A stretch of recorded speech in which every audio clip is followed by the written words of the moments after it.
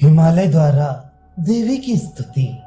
हिमालय ने कहा, हे देवराज और लोकपति गण की स्तुति पूज्य देवी, मैं नमस्कार करता हूँ। हे भक्तगण के दुख का नाश करने वाली गौरी, आपको प्रणाम है। हे लोक प्रपंच के एकमात्र हेतु कल्याणार्थ रूप धारण करने वाली भगवती, मेरा नमस्कार है।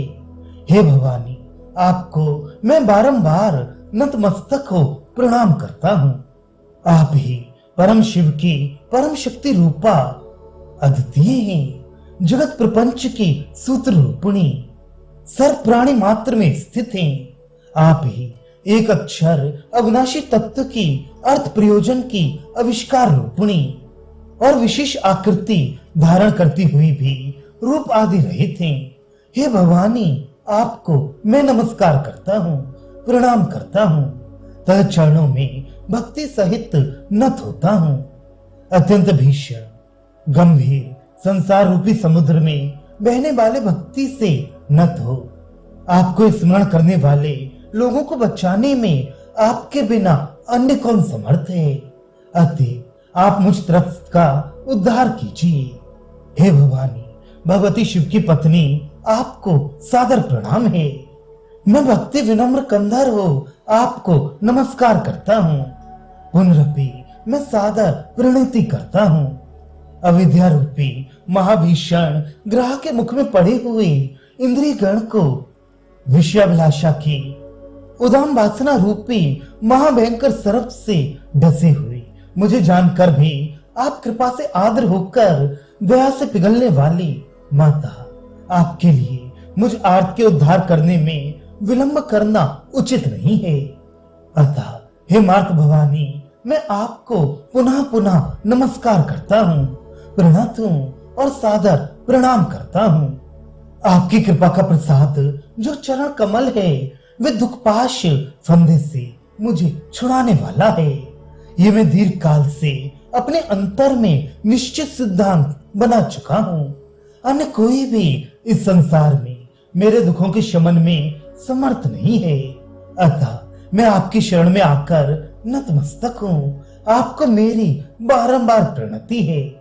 इस प्रकार पर्वतराज नमस्कार पूर्वक भवानी के सामने बारंबार हाथ जोड़े भक्ति से पूर्ण अंतःकरण से भगवती मंगलमयी गौरी से बोला, हे देवी दिव्य स्वरूपिणी, आपने मेरे ऊपर बहुत बड़ा अनुग्रह किया। क्या कल्प वृक्ष की शरण लेने वाले लोगों को अपनी मनोवांछित कामना मिल जाए तो कोई विचित्रता है। मेरे से अन्य कोई व्यक्ति धन्य नहीं है जिसके यहाँ देवी ने मेरी संतान होना स्वीकार किया।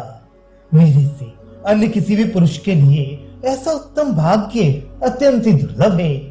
इस संसार में मैं मूर्ख अत्यंत दीन भी आपके द्वारा कृपा पात्र बनाया गया हूँ। महाभाग्यवान लोगों के सिर पर ही हे अंबिके, आपने सदा आपके चरणों से कृपा की है। आहा, मेरे भाग्य की मैं क्या प्रशंसा करूं। मेरे से ऊंचा अन्य कोई भी भाग्यवान नहीं कि भगवती पराशक्ति महादेवी को अपनी पुत्री के रूप में आंखों से देखता हूँ। हे देवी, मेरे मन में कुछ विशेष बात आई है, सो मैं आपकी सेवा में निवेदन करता हूँ। हे शरण देने वाली, भक्तों पर वत्सलता बरसाने वाली दिव्य स्वरूपिणी, मैं आपके इस अप्रतिम रूप की तेजो राशि से अत्यंत व्याकुल हूँ। मुझे आज्ञा दीजिए। हिमगिरी के वाक्य सुन भगवती ने अत्यंत मधुर प्रेम से सनी हुई वाणी में कहा, हे पर्वतराज, भय त्याग, जो तेरी इच्छा हो सो बोल। मेरे भक्त के लिए इस संसार में ना मिलने योग्य कोई वस्तु है ही नहीं। यह सुनकर पर्वतराज ने हाथ जोड़कर कहा, हे देवी, मैं आपको प्राकृत सर्वसाधारण लौकिक बालक रूप वाली देखना चाहता हूँ। इस लोक में माता पिता बालक की प्राकृत लीलाओं से प्रसन्न होते हैं। आपको दिव्य रूप वाली देखकर मेरी वे पिता में सुलभ होने वाली प्रीति की स्नेह धारा नहीं बढ़ती है, जो अपने बालक को देखने से मन की इच्छा पूर्ण होती है। ये मेरी प्रिय भार्या मेना आपको शिशु रूप में देखना चाहती है। आप लीला विलास से कालिका अत्यंत कराल वर्ण वाली हो रही हैं।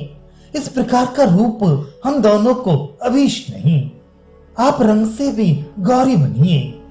नाम भी यथा नाम तथा गुण के अनुसार सप्रयोजन हो। अब आपने जो मुझे आपके रूप को अवलोकन करने में श्राप दिया, उस विषय में हे हेमेश्वरी मेरी प्रार्थना है कि आप अनुग्रह कीजिए। इस प्रकार हिमाचल के वचन सुनकर शिवप्रिया बोली, हे पर्वतराज, मैंने तुम्हारे प्रति अत्यंत प्रीत के कारण ही श्राप दिया है। मेरा रूप स्मरण रहने से तुम्हें अपनी लौकिक संतान के प्रति अभीष्ट प्रीति का लाभ नहीं होता, किंतु समय आने पर तुम्हें अत्यंत उदार उत्कृष्ट मंगलकारी उत्थान करने वाला अपना रूप दिखाऊंगी। कहकर महेश्वरी ने वे दिव्य आभा का रूप समेट लिया। वह पर्वतराज की पुत्री हो अपना प्राकृत रूप बनाकर शिशु के समान रोने लगी। उसके रोने को सुनकर अपनी प्रिया के सहित पर्वतराज उस सारे घटनाक्रम को भूल गया और कन्या ने जन्म लिया। यही माना मोहित हुई मेनका नए शिशु के आगमन के समय जो प्रसूति की पीड़ा होती है, उसके समान ही प्रसूत पीड़ा अनुभव करने लगी।